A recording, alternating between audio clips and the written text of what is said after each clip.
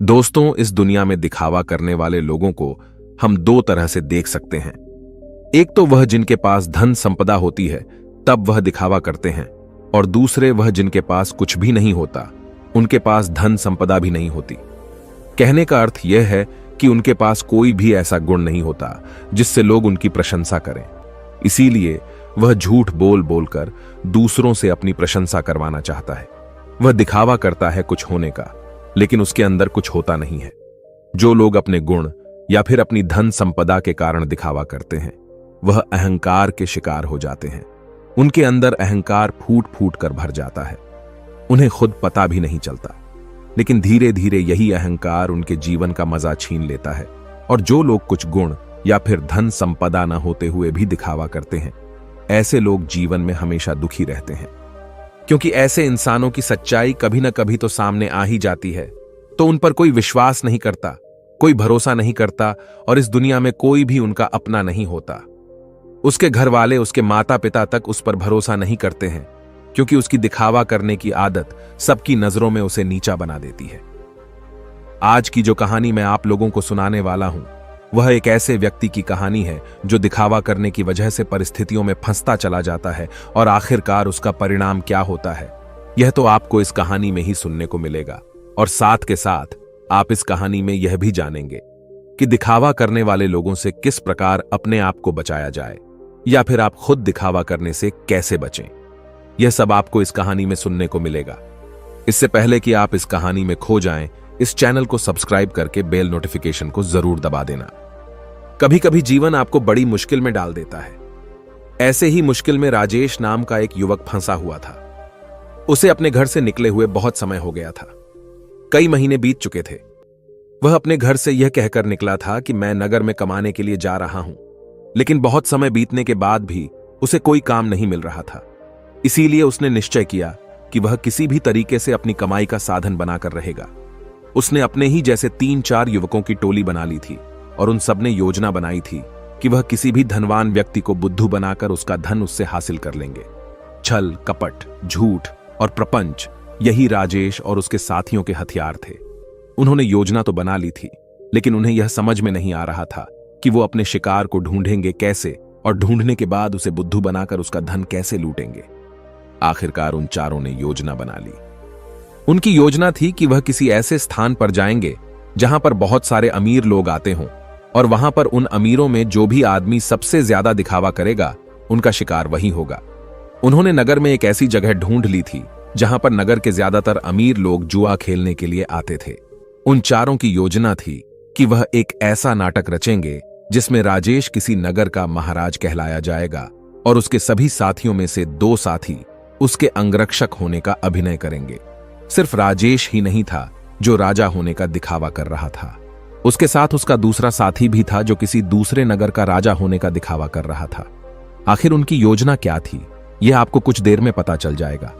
अगले दिन से सुबह सुबह सारे लोग अपने पात्र के हिसाब से वस्त्र धारण करके उस जगह पहुंचे जहां पर शहर के ज्यादातर अमीर लोग जुआ खेलने के लिए आते थे। राजेश उस जगह पर एक नगर का महाराज बनकर पहुंचा था, जिसके पीछे उसके साथी अंगरक्षक साथ साथ चल रहे थे। सब अमीर लोगों की नजर उन पर टिकी हुई थी, क्योंकि राजेश उन सब में सबसे ज्यादा अमीर लग रहा था। उसकी वेशभूषा बेशकीमती लग रही थी, बेहद आकर्षक लग रही थी, जिससे सभी लोग उसकी तरफ आकर्षित हो गए थे। कुछ समय बाद राजेश एक ऐसी जगह पर जाकर बैठा जो सिर्फ बहुत जरूरी लोगों के लिए बनी हुई थी। जब राजेश वहां पर जाकर बैठा तो उसके अंगरक्षक वहीं उसके पास खड़े हुए थे।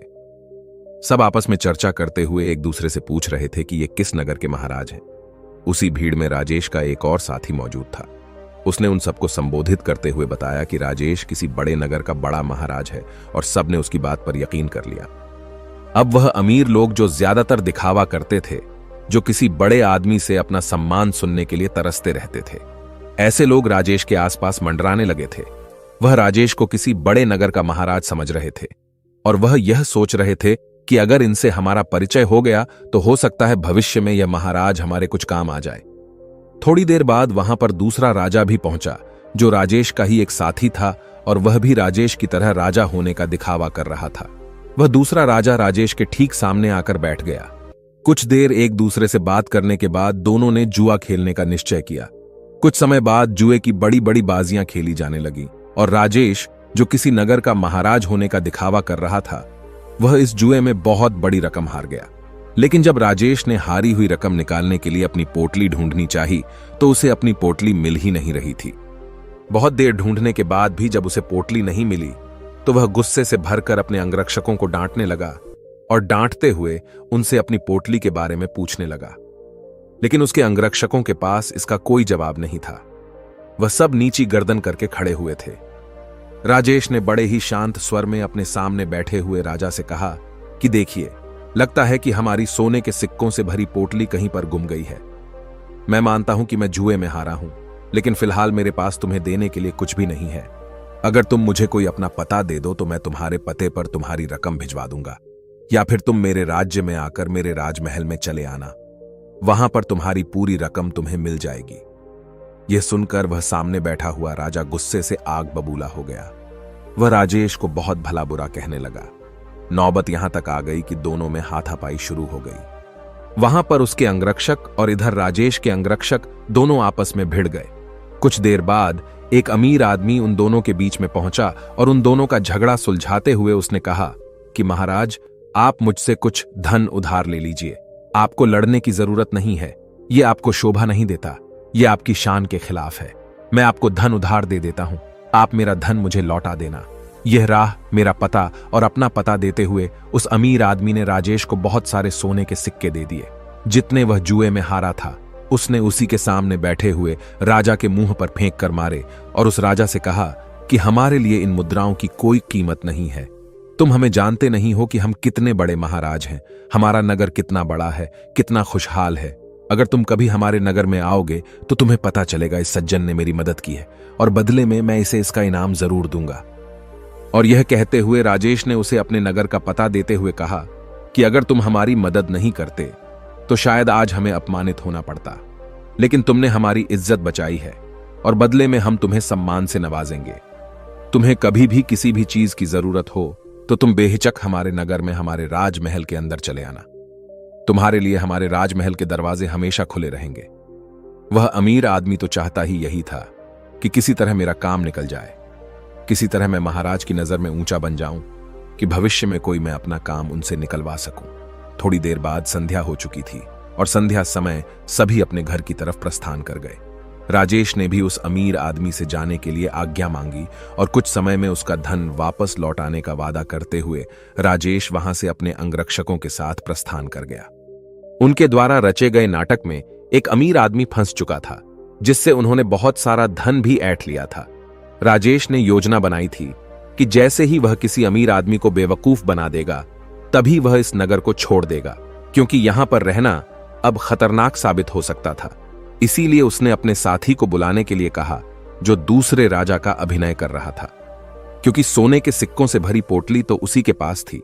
लेकिन बहुत ढूंढने के बाद भी राजेश का साथी उसे कहीं नहीं मिला। अब राजेश को आभास हो गया था कि उसके साथी ने उसी को बेवकूफ बनाया है और सारा धन लेकर रफू चक्कर हो गया है। जब राजेश को इस बात का पता चला तो उसे बहुत दुख हुआ। उसे कोई रास्ता नहीं सूझ रहा था। बिना धन के वह इस नगर को छोड़ भी नहीं सकता था, क्योंकि कहीं जाने के लिए भी धन चाहिए था। और जिस अमीर आदमी से उसने धन उधार लिया था वह उसे इस नगर में जरूर किसी न किसी दिन पकड़ लेगा, और जिस दिन वह उसे पकड़ लेगा उसे लंबी कारावास हो जाएगी। यहां पर समझने की बात यह थी कि वह अमीर आदमी उन लोगों के बीच में दिखावा करने की कोशिश कर रहा था कि मैं राजा के कितने करीब हूं, मैं उनकी मदद करता हूं, ताकि दूसरे अमीर लोगों को यह लगे कि उसके संपर्क बहुत ऊंचे ऊंचे हैं। यह बहुत अमीर और बहुत रईस लोगों के बीच में उठता बैठता है, जिससे उसका ओहदा अपने साथियों के बीच बढ़ सके। इसीलिए उसने दिखावे की वजह से राजेश रूपी राजा को वह धन उधार दे दिया था। और राजेश तो जैसा कि आप सबको पता है, वह तो इसीलिए दिखावा कर रहा था कि वह किसी को अपना शिकार बना सके। लेकिन वह कहते हैं कि जैसी करनी वैसी भरनी, दोनों को दिखावे की सजा मिली। उस अमीर आदमी का धन लुट गया और यहां राजेश को उसके साथी ने ही बेवकूफ बना दिया था। कुछ समय बाद राजेश को उस नगर के दरबारियों ने ढूंढना शुरू कर दिया, क्योंकि उस अमीर आदमी को पता चल चुका था कि उसके साथ छल हुआ है, उसके साथ कपट हुआ है, और वह किसी भी कीमत पर राजेश को ढूंढना चाहता था। इसीलिए राजेश को छुपकर जंगल के रास्ते से वह नगर छोड़कर भागना पड़ा। जंगल में छुपते छुपाते वह एक दिन एक भिक्षु की कुटिया में पहुंचा, जहां पर एक भिक्षु ध्यान कर रहा था। राजेश उस भिक्षु के चेहरे की सादगी देखकर उसकी तरफ बहुत आकर्षित हो गया। उनके ध्यान से बाहर आने का इंतजार करने लगा। कुछ देर बाद भिक्षु ने जब अपनी आंखें खोली तो उन्होंने सामने बैठे राजेश को देखा। उन्होंने राजेश न से पूछा कि तुम कहां जा रहे हो और यहां पर मुझसे क्या चाहते हो। राजेश उनके चरणों में गिर पड़ा और रोते हुए उनको बोला, गुरुदेव, मैं दिखावा कर करके थक चुका हूं। मुझे कोई रास्ता नजर नहीं आ रहा।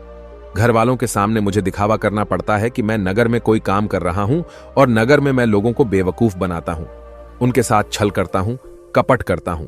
मेरा पूरा अस्तित्व दिखावे पर टिका हुआ है। कृपया करके मुझे कोई ऐसा तरीका बताएं जिससे मैं आपकी तरह सादगी भरा जीवन जी सकूं, खुश होकर शांत होकर अपने जीवन का मजा ले सकूं। मैं थक गया हूं। भिक्षु ने मुस्कुराते हुए कहा कि सारी दुनिया दिखावा ही तो कर रही है। कोई अगर तुमसे कहता है कि तुम तो बहुत ही ईमानदार आदमी हो तो तुम खुश हो जाते हो, ये जानते हुए कि तुम एक झूठे और मक्कार आदमी हो। हर जगह, हर परिस्थिति में जब भी किसी इंसान को मौका मिलता है तो वह दिखावा करने से चूकता नहीं है। यह तुमने भी जरूर महसूस किया होगा।